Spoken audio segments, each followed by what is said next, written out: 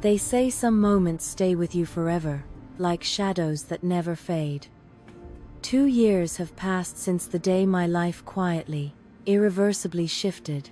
I remember it as if it were yesterday, even though the world around me has moved on. It was supposed to be a simple day, a trip to the beach with my closest friend, Alex. My husband, Phoenix, couldn't come. Work had taken him away again, as it often did. I had grown used to being alone, to holding my own space in a life that sometimes felt half empty. But that day was different. The sun was scorching, hotter than I expected, and we spread our towels near the water, laughing quietly, enjoying the rare calm. I lay down, feeling the warmth of the sand beneath me and the relief of escaping daily noise. I asked Alex to help me with some sunscreen on my back, nothing more than a casual request. He hesitated for a second, a small, polite pause, then nodded. At first, it was nothing, just friendly hands helping a friend, but then I felt a subtle shift in the energy between us, a tension I hadn't anticipated. And I didn't stop it. Why didn't I? Sometimes, you don't realize the moments that will define you until they arrive, quiet and unassuming, yet devastating in their subtlety. Phoenix and I had been married over 15 years. From the outside, we had everything: our house, a stable life, children we adored. Friends and family often said we were the perfect couple, and for a long time, I believed it. But over the years, Phoenix's work had become his world. Nights, weekends, holidays, he was always gone.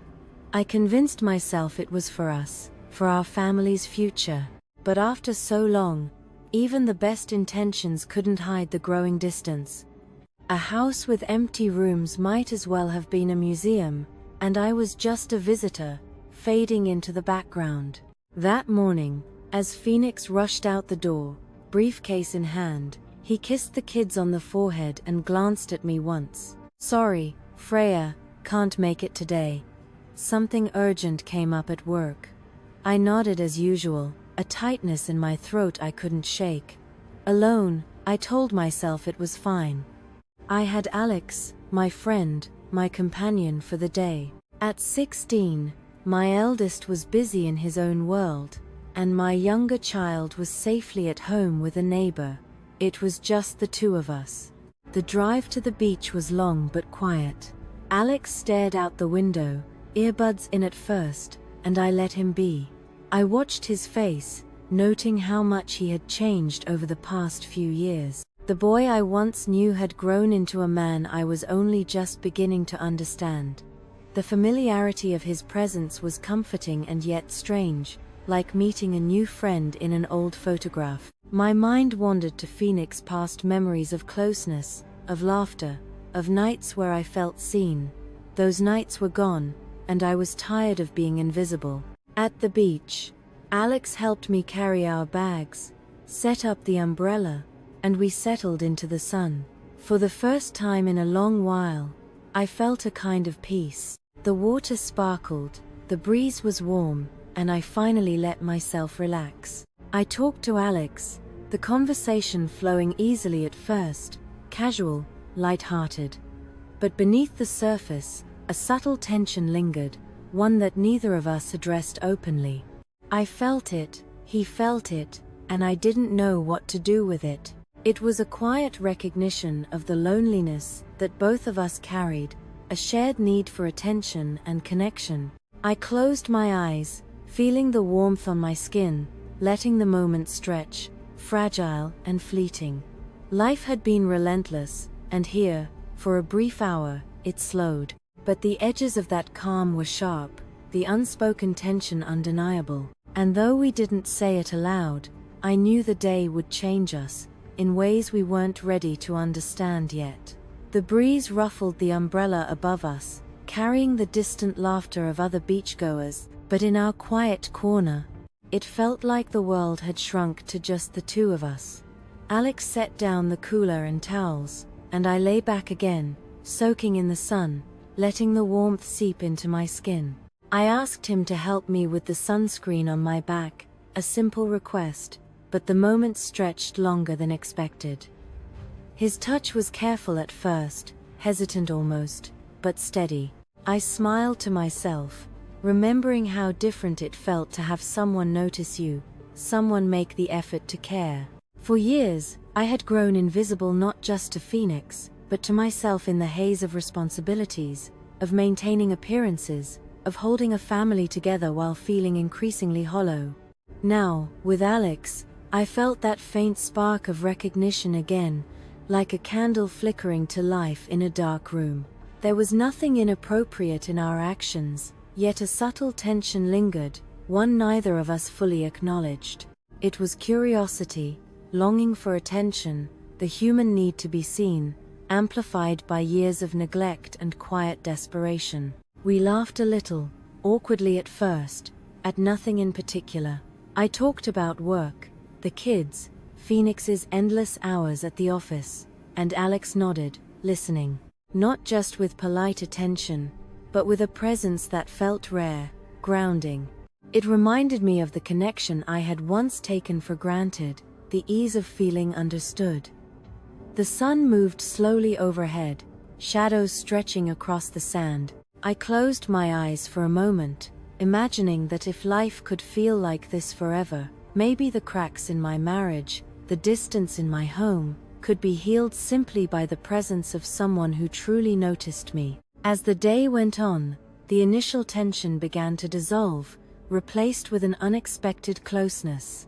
We talked about our dreams, the ones we hadn't dared to voice in years. Alex shared ambitions, some small, some daring, and I found myself revealing things I hadn't spoken aloud in decades. Our conversation flowed naturally, effortlessly, something Phoenix and I had stopped having, somewhere along the way. And in that, I found a quiet, powerful connection, a reminder that human intimacy wasn't always physical. Sometimes, it was simply being truly seen. By mid-afternoon, the sun had climbed higher, and the beach was nearly empty. I suggested we rinse off at the showers to wash away the sand, and Alex agreed. The walk to the water was filled with small talk, laughter, glances that lingered a fraction longer than usual. I felt a mixture of relief and apprehension, knowing that the calm we had discovered was delicate, easily broken. But for now, we were there, together, a temporary bubble removed from the routines, the silences, the absences that defined my usual life. At the showers, I noticed how natural Alex had become around me, the ease of his presence, the way he adapted to the moment. I stood beside him, laughing as the water ran over our skin, joking about the sand sticking in impossible places. The tension that had been subtle earlier had melted into a comforting familiarity. Here, there was no judgment, no demands, just two adults sharing a rare, unspoken understanding. As the water cascaded around us, I realized how starved I had been for simple human contact, for attention that didn't come with obligation or expectation. It wasn't about desire, not in the conventional sense. It was about recognition, being seen as a person with feelings, thoughts, and a presence that mattered. And in that moment, I felt alive in a way I hadn't in years. When we left the showers, the sun was lower, casting long shadows across the sand. We dressed quietly, both aware that the magic of the day was fragile, not to be named aloud. Yet, there was a subtle shift in our dynamic, a closeness that neither of us could ignore. Driving home, the car was filled with comfortable silence, each of us lost in thought. I caught Alex glancing at me occasionally, and I smiled slightly, acknowledging a connection that had grown stronger over the day. The day had changed something inside me. I didn't know yet what it meant for the future, or how it might affect my life, my marriage, my children. But I knew that I had felt something rare: connection, understanding, attention, and it was intoxicating. And I also knew, deep down, that this was only the beginning of a journey that would challenge everything I thought I knew about love, loyalty, and desire. The days after the beach trip felt different, though outwardly, nothing had changed. Phoenix went to work, Isa went to school, and I went through the motions of keeping our house in order. But inside, something had shifted, subtly yet unmistakably. The closeness I felt with Alex lingered like a faint echo, haunting my thoughts during quiet moments, during the mundane tasks I had once done on autopilot. I caught myself remembering the warmth of that day, the easy laughter, the rare feeling of being truly noticed. It was intoxicating and terrifying. Alex began to act differently too, though he said nothing. His silences spoke louder than words, lingering glances that hinted at understanding and connection. He would brush past me in the hallway, linger when passing by, and I felt the tension coil like a silent thread between us. Part of me wanted to pull back, to retreat to safety, to remind myself of the boundaries we were meant to maintain. But another part of me, the part starved for connection and attention, resisted. It wanted to feel alive again, to be seen and acknowledged in ways I hadn't experienced for years. That weekend, the house felt suffocating under the summer heat. Phoenix was once again called into work, leaving me alone with Alex. The quiet moments stretched, punctuated only by small talk and shared laughter, but underneath, a subtle current ran between us. I suggested returning to the beach, needing the solace of the open air, the familiarity of the sand and waves. Alex agreed without hesitation, and the drive there was strangely tense, each of us aware of the unspoken energy that had built in the past few days. The beach was almost empty, the ocean glittering under the late morning sun. We spread the towels, set up the umbrella, and I lay down, eyes closed, pretending the world outside didn't exist. But even with my eyes shut, I could sense him, could feel his gaze lingering. I told myself it was simply attention, the natural curiosity of a teenager, the desire to be helpful. Yet, deep down, I knew it was more. I felt the pull, the tension, the dangerous closeness growing between us, and it frightened me. Later, when we went to rinse off at the showers, the air between us thickened. Water ran over our skin, cooling us from the heat, and for a moment, the world shrank to nothing but the sound of falling water and our shared presence. I stood beside him, feeling the subtle closeness, the way our movements seemed synchronized, as though unspoken understanding guided us. Something shifted that day, something I couldn't name, something that would change everything I thought I knew about myself and the life I had built. As we walked back to the car, the silence was heavy, charged with a tension neither of us had addressed. I glanced at him, and he met my eyes, something unspoken passing between us. I felt exhilaration, guilt, confusion, and longing all at once. It was a cocktail of emotions I hadn't anticipated, a potent mix of fear and desire, and it left me shaken. I realized then that the line I had been careful to maintain had begun to blur, that the distance between what was right and what was tempting had narrowed dangerously. The drive home was quiet, each of us lost in thought. I kept stealing glances at him, and I noticed his hands twitch slightly on his lap, the way he adjusted his posture, a subtle nervous energy that mirrored my own. The tension had built to a point where it was almost tangible, almost impossible to ignore.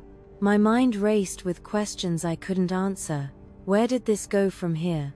How far could I let it go? Could I stop myself if it escalated? The fear of the consequences battled with the thrill of feeling alive again, creating a storm of emotions I couldn't calm. When we got home, the house felt different, as if it too had been charged with the events of the day. Phoenix was still at work, Isa was in her room, and Alex followed me inside silently. I felt a mix of relief and dread. Relief that the moment wasn't public, dread that the line had been crossed in my own mind, if not in actions yet. The house was quiet, but every sound seemed amplified: the ticking of the clock, the distant hum of traffic, the subtle creaks of the floorboards under our steps. That night, I lay awake staring at the ceiling while Phoenix snored softly beside me. The house was still, yet my mind was alive with thoughts I could barely admit to myself. I replayed the day endlessly, the touch of the water, the closeness, the way Alex had looked at me. I knew the line was approaching, that temptation was a constant presence now, a shadow that wouldn't leave me alone. I felt the stirrings of guilt coiling in my chest, but mingled with it was a spark of life I hadn't felt in years, a reminder of my own humanity, of my own need to be acknowledged, to be desired, to be seen. The following days were a delicate, dangerous dance. Phoenix remained absorbed in his work, unaware of the growing undercurrent in our home. Isa floated in and out of her routine, too young to notice the subtle tension that seemed to hang in the air.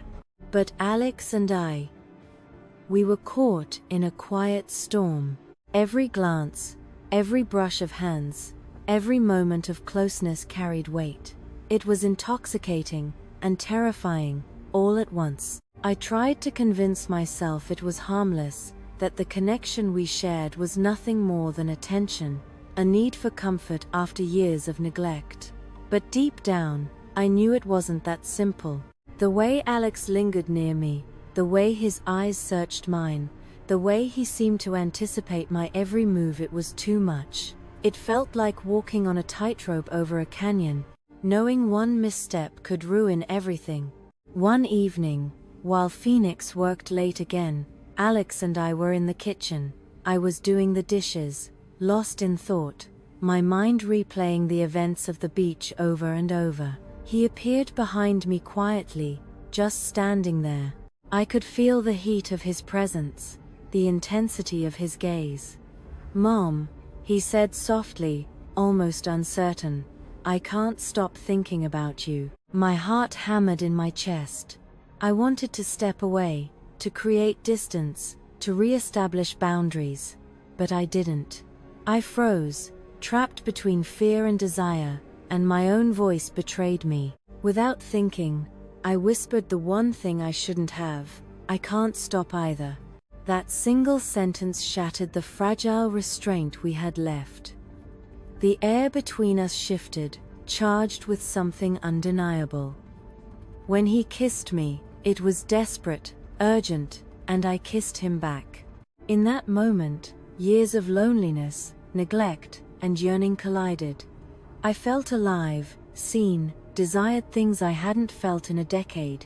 And yet, the guilt was a shadow lurking behind every heartbeat, whispering that what we were doing was wrong. Afterward, we pulled away, silent and trembling. Phoenix was still at work, Isa in her room, and the house was quiet except for our ragged breathing. We didn't speak, because words weren't enough, or maybe because words would make it real. Every touch, every glance from that moment forward carried weight, a reminder that lines had been crossed, and nothing could ever undo it. From that day on, the tension never left. It grew stronger with every passing hour, and I felt powerless to resist it. The quiet house, once a sanctuary, became a prison of desire, guilt, and unspoken truths. I knew the consequences waiting at the edge of every decision, yet I couldn't step back.